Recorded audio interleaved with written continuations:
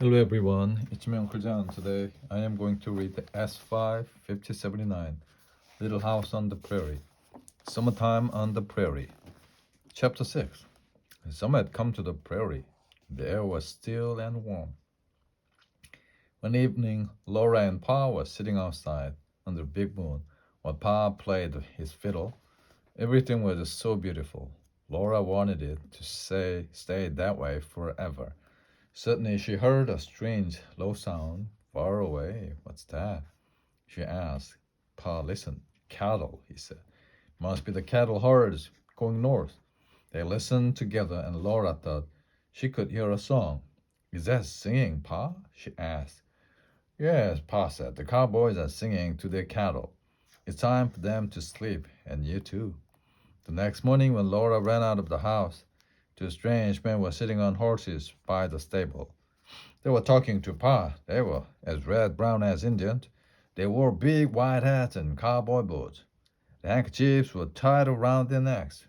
Guns were at their sides. They said goodbye to Pa and rode away across the hot prairie. What a piece of luck, Pa said to Ma. Those men are cowboys. They want me to help them to move the cattle across the creek. They'll pay me with beef. How would you like a good piece of beef? Oh, Charles, Ma said, and her eyes shone. Pa tied the biggest handkerchief around his neck. He showed Laura how a cowboy pulled it up over his mouth and nose to keep the dust out. The Pa rode Patty down the Indian trail. All day the sun shone hot, and the sound of cattle herds came nearer. Laura and Mary could see the dust that they made. Pa came riding home as the sun was going down, covered with dust. There was dust in his hair and around his eyes. Dust fell from his clothes. He was going to work again the next day because the cattle was not across the creek yet. The cattle moved slowly, eating grass as they went. Pa fell asleep soon after supper that night. Laura lay awake and listened to the sounds of the cattle on the prairie and the high, lonely songs of the cowboy. The song sounded like the crying of wolves under the moon, and they made Laura feel sad. All the next day, Laura and Mary watched the prairie. Suddenly, out of the dusty grass, not far from the stable, cattle came running. They ran fast, their feet beating the ground. A cowboy on a black and white horse rode faster to get in front of them. He waved his big hat and shouted at the cattle. As he moved them along, they all went over a low hill and disappeared. Laura ran aside, waving her hat and shouting wildly. Laura, Ma said, stop that. A young lady shouldn't shout like that. I wish I could be a cowboy, Ma, Laura said. Late that afternoon, Laura saw Pa riding home with two cowboys, a cow and a little black and white calf. Pa tied the cow to the stable and said goodbye to the cowboys. Ma's eyes opened wide when she saw the new animal. They gave me the cow because she was too thin to sell, Pa said. When they came in the house, and the calf is too small to travel. They gave me the beef too. Pa went out to the stable to get some milk from the cow for baby Carrie. They watched her drink all that good milk. Baby Carrie's little red tongue cleaned her milky lips, and she laughed. Ma cooked the beef, and everyone felt happy. Nothing had ever tasted as good as that big red meat. The cattle were far away now, and the girls couldn't hear the songs of the cowboys anymore. A little later in the year, there were blackberries, and in the hot afternoon, Laura went with Ma to pick them up in the bushes by the creek. There were mosquitoes everywhere in the blackberry bushes. They liked to bite Laura and Ma. Laura's fingers and her mouth got purple black from eating the big blackberries. Her face, hands, and feet were covered with mosquito bites. But every day they brought home buckets full of berries. Ma laid them out in the sun to dry. In the day, there were only a few mosquitoes in the house. But at night, if the wind wasn't blowing hard, there were lots of them. On still nights, Pa burned wet grass around the house to keep the mosquitoes away. But they came just the same. Pa couldn't play his fiddle in the evening because so many mosquitoes bit him. Mr. Edwards did not visit after supper. because there were too many mosquitoes in the creek. And every morning, Laura's face was full of red mosquito bites. It'll get colder soon, Pa said, and then they'll go. Laura did not feel very well. One day she felt cold, even in the hot sun. She could not get warm by the fire. Why don't you and Mary go out to play? Ma asked Laura. I don't want to play, answered Laura. I'm tired and I ache. Ma, stop the work. Where do you ache? I don't know, said. I just ache. My legs ache. I ache too, Mary said. Ma put her hand against Laura's face. You're as hot as fire, she said. Laura felt like crying, but of course she didn't. Only little babies cry. I'm cold now, she said, and my back aches. Charles Ma called. Look at the girls. I think they are sick. Pa and Ma put them to bed in the middle of the day. Laura did not really go to sleep, but she did not really wake up again. For a long, long time, strange things seemed to be happening. She heard voices, but no words. Sometimes she felt as cold as ice. She was burning. They did not pass like this. She heard Pa say, go to bed, Caroline. Ma said, you're sicker than I am, Charles. The one day, Laura opened her eyes and saw the bright light of the sun. Mary was beside her crying. I want a drink of water. I want a drink of water. Jack was walking between the big bed and her little bed. Pa was lying on the floor by the big bed. Jack took Pa's shirt in his teeth and shook it. Pa's head lifted up a little, and he said, I must get up, I must. Caroline and the girls. Then his head fell back and he lay still. Jack howled. Laura tried to get up, but she was too tired. She saw Ma's red face looking from the big bed. Mary was still crying for water. Ma looked at Mary, then she looked at Laura, and she whispered, Laura, can you get up? Yes, Ma. Laura said. This time she got out of bed, but when she tried to stand up, she fell down again. She felt Jack's tongue on her face. She held on to him and sat up. She knew she must get water for Mary, and she did. She crawled all the way across the floor to the water bucket and then crawled all the way back to Mary with the water. Mary's eyes did not open, but her mouth drank all the water. She stopped crying. Laura crawled back into bed. It was a long time before she began to get warm again. Sometimes she heard Jack howling. She thought he was a wolf. She lay in bed, burning and hearing him howl. She heard the voices talking again, and she opened her eyes and saw a big black face close to hers. Its eyes were black and soft. The face smiled, and a deep voice said softly, drink this, little girl. Laura opened her mouth, but the drink was bitter, and she turned her head away. The deep voice said again, drink it. It'll make you well. So drank the bitter medicine. She brought Laura water and a cup of something hot that tasted good like chicken. Drink it all up like a good child, she said. Laura looked at Mary, asleep beside her. She looked at Pa and Ma, asleep in the big bed. Jack lay half asleep on the floor. Laura looked again at the fat woman and asked, who are you? I'm Mrs. Scott, said Smile. I'm here to take care of everything until you're all well. Now go to sleep. The next morning, Laura felt so much better that she wanted to get up, but Mrs. Scott said that she must stay in bed until the doctor came. Laura was surprised when she saw him. He was the black man. Laura had never seen a black man before, and she could not take her eyes off Dr. Tan. He talked with Pa and Ma and laughed his big laugh before he hurried away. Mrs. Scott said that all the settlers along the creek were sick. She had been going from house to house, working day and night. You're lucky to be alive, she said. It's because Dr. Tan found you when he did. Dr. Tan was a doctor with the Indians. He was on his way to the town of Independence when he passed Pa's house. Strangely, Jack, who usually hated strangers, had run after Dr. Tan, made him come in. And here you all were, more dead than alive. And all of you sick at the same time. Dr. Tan stayed with you a day and a night before I came. Now he's taking care of all the sick settlers. The next day, Pa and Laura were out of bed. The next day, Ma got up. And they Mary, they were all thin and shaky, but they could take care of themselves. So Miss Scott went home. How can we ever thank you, Ma said. It's nothing, Miss Scott said. Neighbors are there to help each other. Pa was thinner and walked slowly. Ma often sat down. Mary and Laura didn't feel like playing, but every day they got a little bit stronger. Pa couldn't work outside, so he sat in the house, made a beautiful chair for Ma. He played his fiddle, and Mary and Laura were happy. No one knew in those days that the illness was malaria, and that it came from the mosquitoes. Wow. Chapter 7. Mr. Edwards met Santa Claus. The prairie had changed. Now the days were short and cold, and the wind howled. Day after day, the cold rain fell. Mary and Laura played close to the fire and listened to the wet sound of rain. The nights were cold, but it never snowed. Every morning, they saw on its sad, wet grass. They wished they could see snow.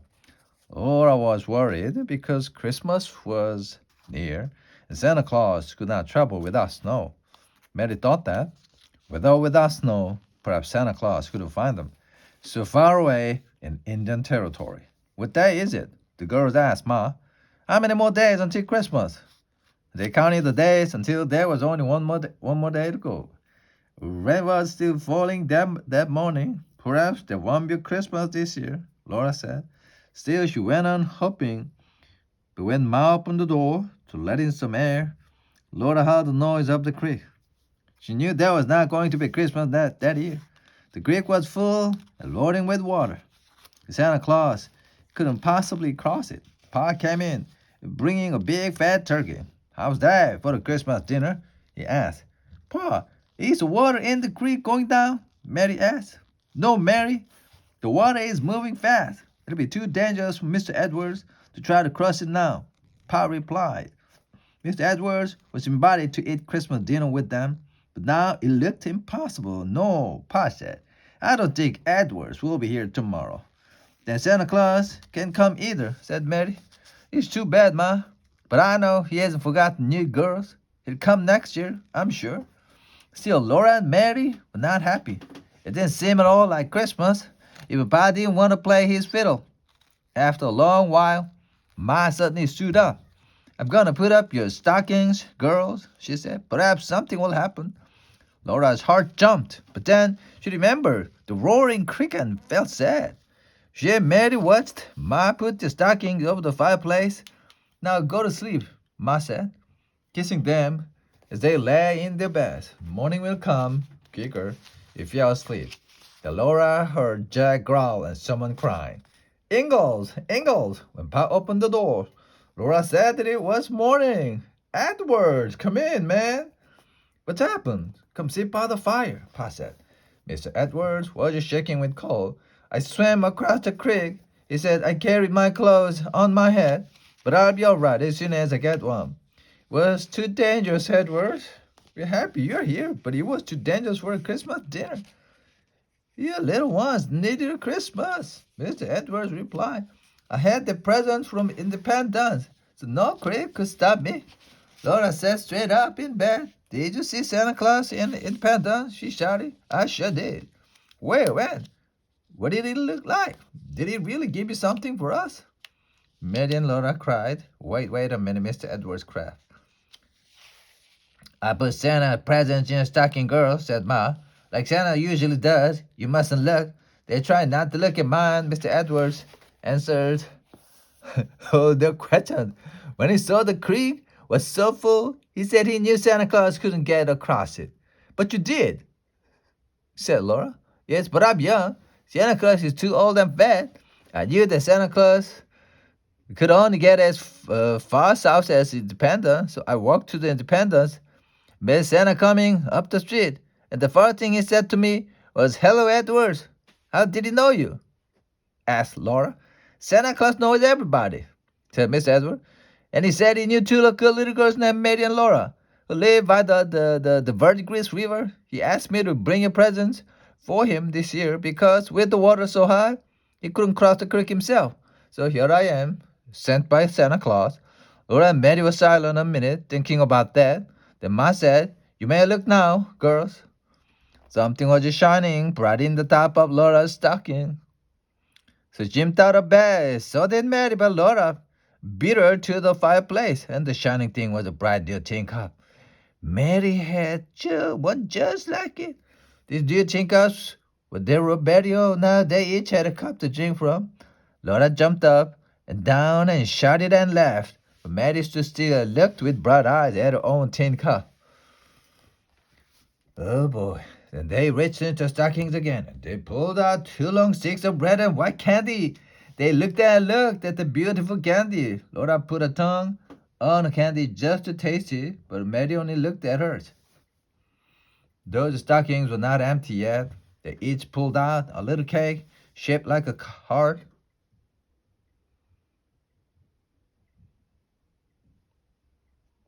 They had white sugar, like snow, on top, and were too pretty to eat. Laura and Mary just sat there. But then Ma said, "Are you sure the stockings are empty?" The girls put their arms inside them again, and in the toe of each stocking was a shiny bright new penny. They could not speak. There had never been such a Christmas. "Aren't you going to thank Miss Edwards?" Ma said gently. "Oh, thank you, Miss Edwards. Thank you, they said. And they meant it with all their hearts. Pa shook Miss Edwards' hand, and Pa and mine and Mr. Edwards looked like they were almost crying. Laura didn't know why. Then Ma's eyes opened wide. Mr. Edwards was taking sweet potatoes from her pocket. They were Christmas dinner. Mr. Edwards had brought them all the way from town. "It's too much, Edwards. We can never thank you enough. We can never thank you enough." For Christmas dinner, there was a big tasty turkey. There was bread that Ma had made. There was a sweet potato. And after all that, they ate dried blackberries and little cakes. The Pa and Ma and Miss Edwards sat by the fire and talked about Christmas time back in Wisconsin. Mary and Laura looked at the beautiful cakes and played with their pennies. Little by little, they ate the sticks of candy. That was a happy Christmas. Chapter 8. More and more Indians. The nights were still cold on the high prairie, and the days were short and gray. Indians came riding on the path that passed so close to the house. They sat up straight on their naked horses that did not look right or left. But their black eyes shone. Mary and Laura sat against the house and looked up at them. "I'm sorry I built the house so close to the Indian trail," Pa said, "but I thought they didn't use it anymore." "Yes, there are so many Indians around here," Ma said. "I can't look up without seeing one." As she spoke, she looked up. There stood an Indian. He was in the doorway. They had not heard a sound. "Oh dear," Ma whispered, frightened. Jack jumped at the Indian, but Pa caught him just in time. "How?" the Indian said to Pa. Pa held on to Jack and replied, "How?" He pulled Jack over to the bed and tied him there. Indian came in and sat down by the fire. Pa sat down next to him. They sat there friendly but not talking. While Ma finished cooking dinner, Laura and Mary were quiet on their bed in the corner. They couldn't take their eyes from that Indian. He was so still that the beautiful eagle feathers in his hair did not move. He wore trousers made of animal skin, and his moccasins were covered with beads. Pa and Indians just ate silently. Then Pa gave the Indians some tobacco for his pipe. They filled their pipes, lighted them, and suddenly smoked until the pipes were empty. All this time, nobody had said anything, but now the Indian said something to Pa. Pa shook his head and said, No, speak." They all sat silent a while longer. Then a tall Indian got up and went away without a sound. "Oh dear," Ma said again. Pa said the Indian was an important man. He wore eagle feathers in his hair. I think he was an Osage Indian. I'm sure that was French he was speaking. I wish I spoke some French. I think Indians should stay longer with the other Indians. And we'll do the same. Don't worry, Caroline. That Indian was very friendly, and their camps down along the creek are quiet enough. If we are polite to them and watch Jack, we won't have any trouble. The very next morning, when Pa opened the door, Laura saw Jack standing on the Indian trail, showing all his teeth. Right in front of him was a tall Indian, sitting very still on his horse. Jack looked ready to jump at them. When the Indian saw Pa, he lifted his gun and pointed it straight at Jack. Pa ran to the chair and pulled Jack out of the way, and the Indian rode on. We were lucky that time, Pa said. Well, it's his path. It was an Indian trail long before we came. After that, Jack was always tied up. He got crosser and crosser, but there was nothing Pa could do about it. If Jack hurts an Indian, there will be bad trouble. While the animals were waiting, wearing the thick winter fur, Pa went hunting every day. He caught small animals, he shot larger ones for their fur. He carefully put the skins outside the house to dry in the sun. In the evening, he pulled the dry skin between his hands to make them soft. Every day, the bundle of furs on the floor grew bigger. Laura loved to feel the softer fur in her finger. Pa was receiving all those furs to trade. Next spring in Independence, one day when Pa was hunting, two Indians walked right into the house. They were dirty and cross.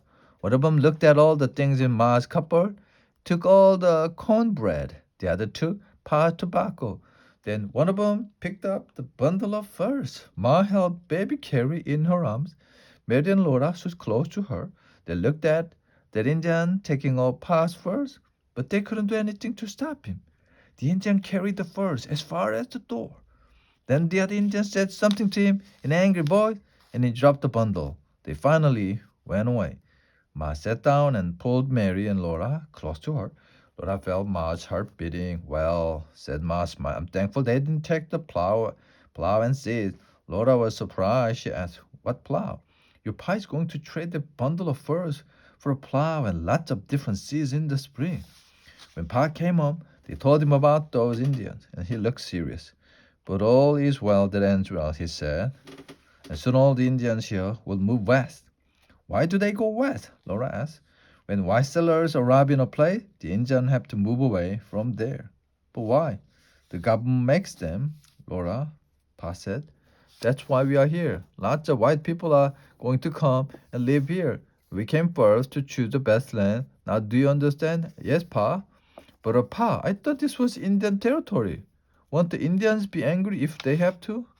No more questions, Laura, Pa said. It's time for bed.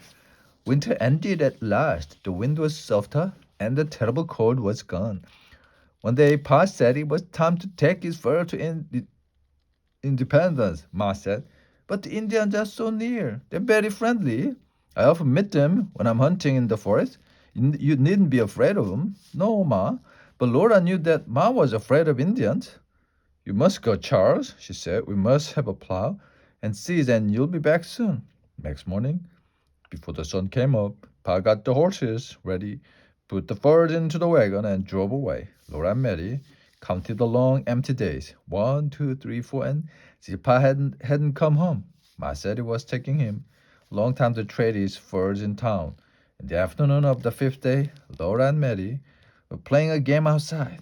The weather was wild and sweet. The wind smelled like a spring, and birds were flying north in the wide blue sky. Mary stopped and said, What's that? Laura had already heard a strange noise. It's Indians, she said. Mary stood still. She was frightened. Laura was not really afraid, but that noise made her feel strange. It was the sound of many Indian voices, something like an axe cutting wood, like a dog barking. It was wild, but it didn't seem angry. Ma came outdoors and listened for a minute. She locked the animals in the stable. She told Laura and Mary to bring wood into the house. The sound was getting louder now and faster. It made Laura's heart beat faster. Come inside the house now. But then she took Jack inside and locked the door. Sun went down, and the sky turned bright pink. Ma was busy getting supper ready, but Laura and Mary watched from the window silently. All the time, the sound from the creek got louder and louder, faster and faster. Laura's heart beat faster and louder. Then she heard Pa's wagon. Laura and Mary ran to the door and jumped on Pa, who had his arms full. Pa laughed his big laugh. What do you think I am? A tree to climb? He dropped his bundles on the table and put his big arms around them. Listen to the Indians, Pa. Laura said, Why are they making that strange noises? They are having some kind of jamboree. I heard them when I crossed the creek. Then he went to put the horses and the new plow in the stable. When he came back, they opened the bundles. He had brought brown sugar, coffee, cornmeal, salt, and all the seeds that they needed. The Pa gave Ma a packet. He watched her open it with his big smile. There was pretty corn cloth in it for her to make herself a dress. Oh, Charles, you shouldn't. It's too much, she cried. But her face shone with happiness. Mary watched Pa quietly. But Laura climbed onto his leg and began beating him with her hands. Where is it? Where is my present? She said, beating him. Pa laughed his big laugh, like great bells ringing, and he pulled the packet out of his shirt pocket. You first, Mary, because you're waiting so quietly. Gave Mary a comb to wear in her hair. Here you are, Laura. This is for you, he said. The combs were just alike. They both had a bright star on the top. Mary's star was blue and Laura's was red. Ma put the combs in their hair. They laughed with excitement. They had never had anything so pretty. Ma said, but Charles, you didn't get yourself a thing. I got myself a plow. Oh, the weather will soon be warm enough to start using it. That was the happiest supper they had in a long time. The salt pork the Pa had brought was very good. And Pa told them all about the seeds. He had got tobacco seeds and corn seeds, and the seeds of many different kinds of vegetables like carrots and potatoes. I tell you, Caroline, when these seeds grow in this rich land of ours, we'll be living the king, Pa said. They had almost forgotten the wild noise from the Indian camp, but then Pa said something to Ma that made Laura sit very still and listen carefully. People in Independence say the government is going to move the white settlers out of Indian territory. Oh no. Now when we have done so much, not when we have done so much, I don't believe what I heard. The government uh, has always let settlers keep the land. I think they'll make the Indians move west again. Laura lay awake in bed a long time that night.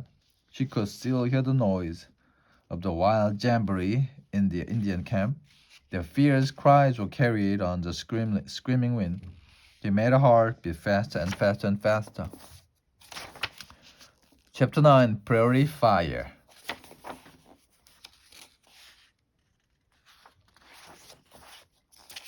Oh no.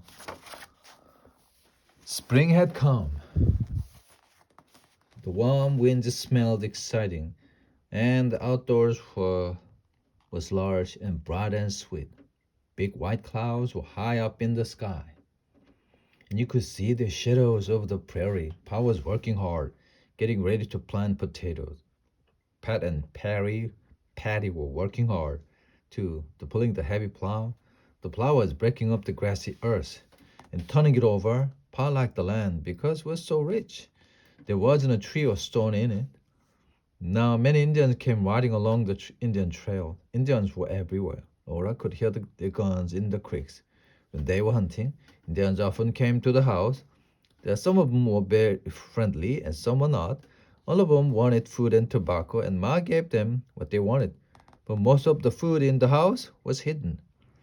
Jack was miserable all the time. He was always tied up. All the time he lay and hated the Indian. Laura and Mary weren't surprised to see Indians anymore, but they always felt safer near Pa or Jack. One day, they were helping Ma to get dinner ready. Baby Carrie was playing on the floor in the sun. Suddenly, the light was gone. I think it's gonna rain, Ma said, looking out the window. Laura looked too. It's great black clouds in the south across the sun. Patty came running from the field, pulling the plow behind them, and with Pa running after them. Prairie fire! He shouted. Fill the tub with water. Put sacks in it. Hurry! Ma ran to the well. Laura pulled the tub to it. Pa put the cows in the barn. Ma started pulling up water as fast as she could. Laura ran to get the sacks from the stable. The sky was black now in the south, almost as dark as night. The parent and Patty were still pulling the plow, with Pa running behind them. Pa was making a long trench all the way around three sides of the house. He was shouting at the horses to make them hurry. The frightened rabbits came running across the prairies past Pa. When the trench around the house was finished, Pa tied the horses to the house.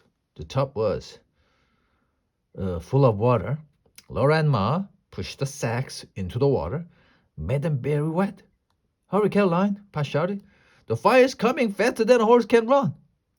Big Rabbit jumped right over the top while Pa and Ma were lifting it. Ma told Laura to stay at the house. Pa and Ma carried the heavy tub all the way to the trench. Laura stayed close to the house. She could see the red fire coming under the big black cloud of smoke. Jack was trembling and crying and staying close to Laura. The wind was blowing harder and screaming wildly. More and more rabbits came running. Birds screamed in the screaming wind.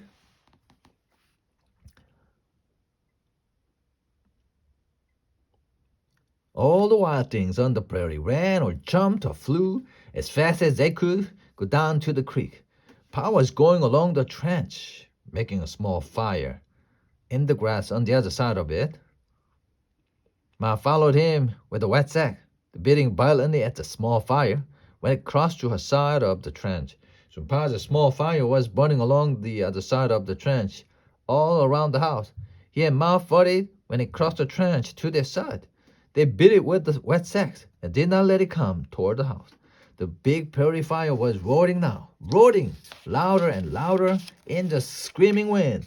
Great flames turned and climbed high into the sky. Mary and Laura stood against the house and held hands and trembled. Baby Gary was in the house.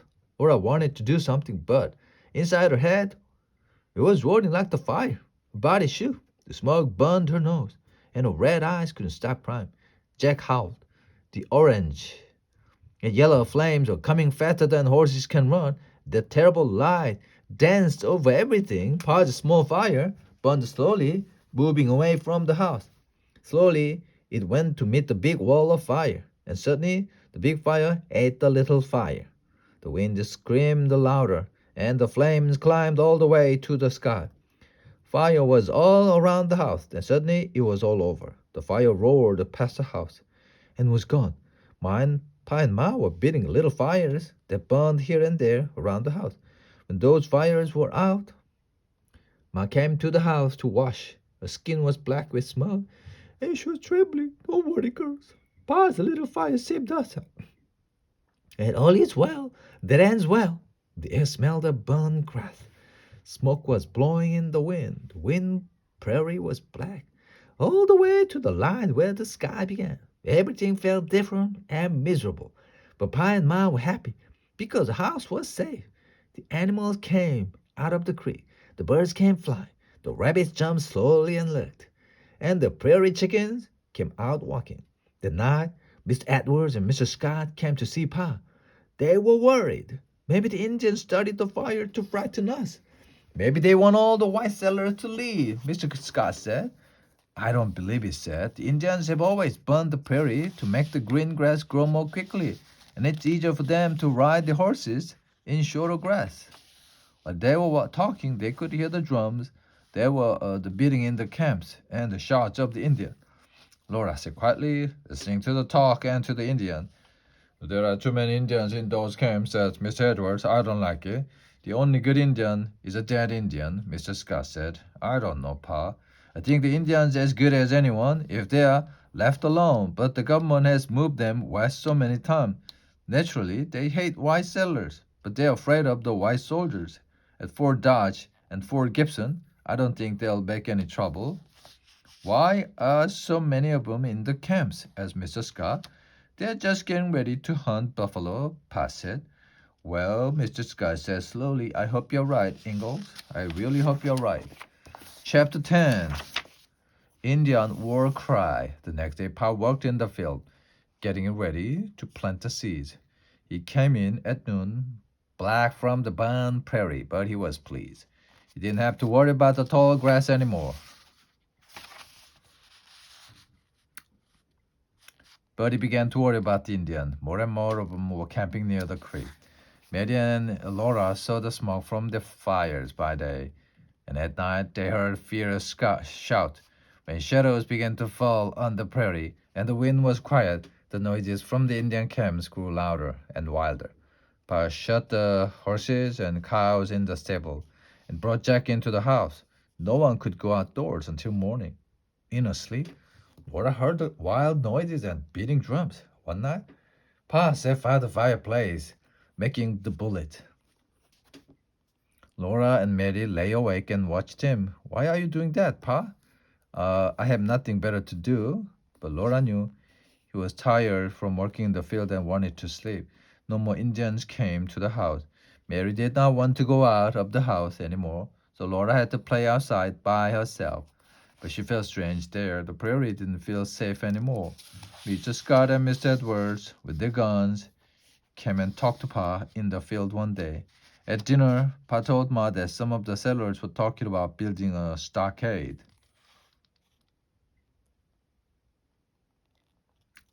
I told Scott and Edwards that it wasn't a good idea. If we need one, we'll need it before we can build it. And the worst thing is to show that we are afraid. Laura wondered why Pa was talking this way. Pa was never afraid. But she was. Every night the Indian drums faster and faster, and the cries got wilder and wilder. In the middle of the night, Laura sat straight up in bed and screamed. A terrible sound had woken her. Ma came quickly and said in a gentle way, "Be quiet, Laura. You mustn't frighten Carrie." The house was dark, but Ma was still wearing her dress. She had not gone to bed. Pa stood by the window looking out. He had his gun. Then the terrible sound came again. "What is it?" Laura screamed. "What is it? Oh, Pa, what is it?" Ma said, "It's the Indians' war cry, Laura." Ma made a soft sound and he said to her, "They need to know, Caroline." He explained that the Indians were dancing around the fires and talking about war. "But I'm here and Jack is here," Pa said, "and there are soldiers at Fort Dodge, so don't be afraid." Mary and Laura. "No, Pa." But she was terribly afraid. The drums seemed to be beating inside her head. The wild howls were worse than wolves. Then they heard the sound of a running horse. Came nearer and nearer in the light of the moon. Laura saw a little black horse with an Indian on its back. The Indian had a blanket around him, feathers on his back, and a gun at his side. He rode by as fast as wind, and then he was gone. There was a tall Osage Indian who came to the house once and talked French to me, Pa said. "What's he doing out at this hour, riding so fast?" Nobody answered because nobody knew. The next day they could not go out of the house. There was not one sound from the Indian camp. The whole wide prairie was still. But that night, the noise in the camps was worse than the night before. The war cries were terrible. Pa watched at the window with his gun. Laura and Mera stayed close to Ma. Poor little Carrie cried. Jack growled all night long, and he howled when the war cries came. Night after night, Indians shouted and danced and beat the drum, all up and down the creek. War cries answered war cry. The sound filled the prairie. There was no rest. Laura ached all over. Silent days were worse than the night. Animals stayed in the stable. Mary and Vera could not go out of the house. Pa watched and listened at the time. At the time, he didn't eat much. One day his head fell onto the table and he slept a little. He was so tired, but in a minute he woke up with a jump and said crossly to Ma, "Don't let me do that again." That night was the worst night of all. The dreams before them, the war cries made the blood run cold. At the window, Pa said, "Caroline, they are quarreling among themselves. Maybe they'll fight each other." "Oh, Charles, I hope so." All night long, there was not a minute rest. Just before the sun came up, the last war cry ended and Laura fell asleep in Ma's arms. She woke up in bed. Door was open and the sun was high in the sky. It was already noon. Ma was cooking dinner and Pa was sitting outside on the step. He said to Ma, "There is another big group going off to the south." Laura went to the door and saw a long line of Indians far away. Pa told her that two long lines of Indians had gone west that morning. Now this one was going south. It meant that Indians had argued among themselves and were not going to hunt buffalo together. "Tonight we'll sleep," Pa said. And they did. They did not even drum. In the morning, Pa took his gun, went down the creek road. Laura and Mary and Ma stayed in the house and waited the whole long day. When Pa came back, till late afternoon, he said everything was all right. He had gone up and down the creek and seen many empty Indian camps. All the Indian tribes had left, except the Osage. He had met an Osage in the forest who could speak English. He told Pa that all the tribes except the Osages wanted to kill the settlers. The tall Indian had ridden so far and so fast that night because he did not want them to kill the white people. He was an Osage chief. His name was Gray Soldier. He went on arguing with them day and night, Pa said, until the other Osage agreed with him. Then he told the other tribes that the Osages were ready to fight them to save the white settlers. That was why there had been so much noise in the camps. The Indian tribes were howling at each other. In the end, other the tribes did not want to fight Gray Soldier and the Osage, so they went away. That's one good Indian, Pa said. There was another long night of sleep. In the morning, Pa opened the door to let in the warm spring air. He stood on the step, looking east, and he said, "Come here, Caroline." And you, Mary and Laura. Laura ran out first, and she was surprised the Indians were coming. First came the tall Indian chief, who had saved their lives. His black horse was very near now, and Laura's heart beat faster. She looked at the Indian's moccasin, colorful blanket, at his naked brown red arms that carried the long gun. His face was still and feared. Only the long eagle feathers in his hair moved in the wind. Gray Soldier himself passed softly. He lifted his hand to say hello, but the horse and the Indian chief went by without looking at Power Mao the house. Then other horses and Indians with eagle feathers in their hair went by. Brown face after brown face went by. Bright heads shone in the sun. The eagle feathers blew in the wind. The woman and children came riding behind the Indian man. Little naked brown Indian, no bigger than Mary. When riding by, they did not have to wear clothes. All the skin was out in the air.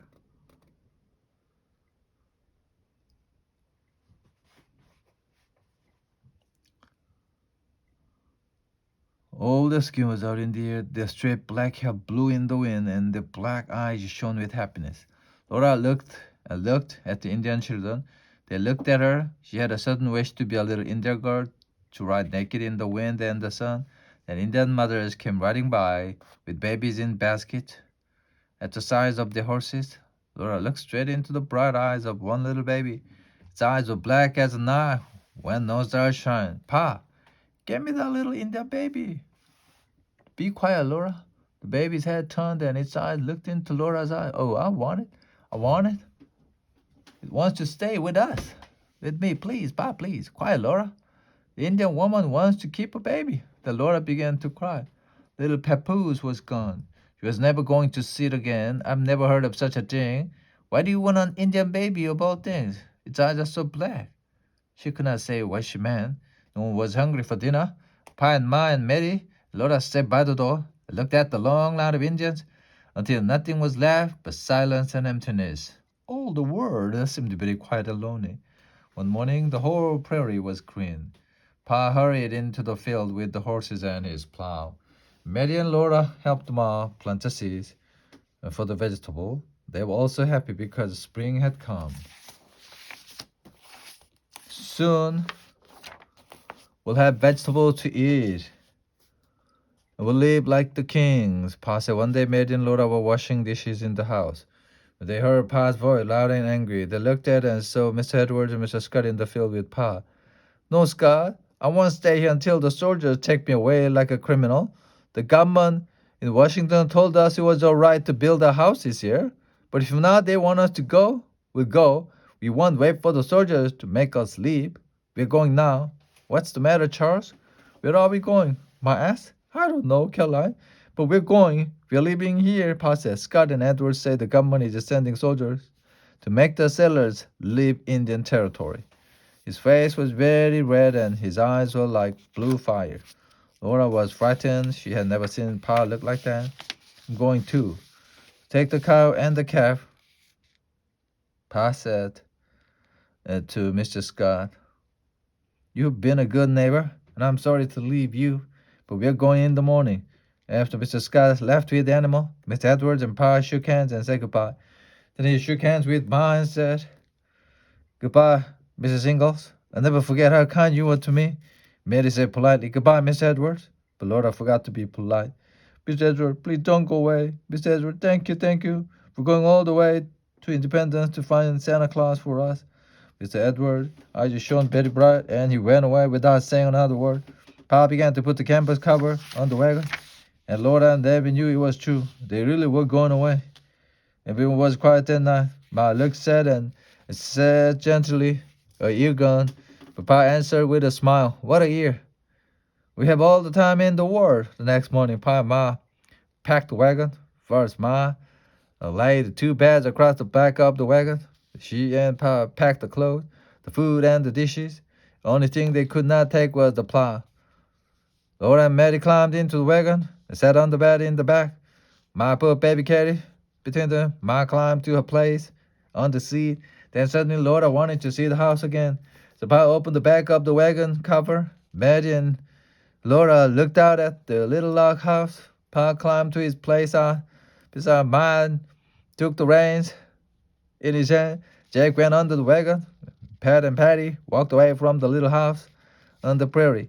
As far as they could see, to the east and to the south and to the west, nothing was moving. Only the green grass was waving in the wind. It's a great country, Caroline, but there will be wild Indians, wolves here for many years. Pa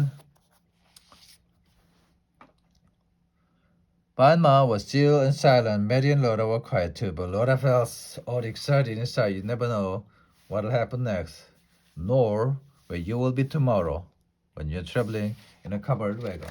The end.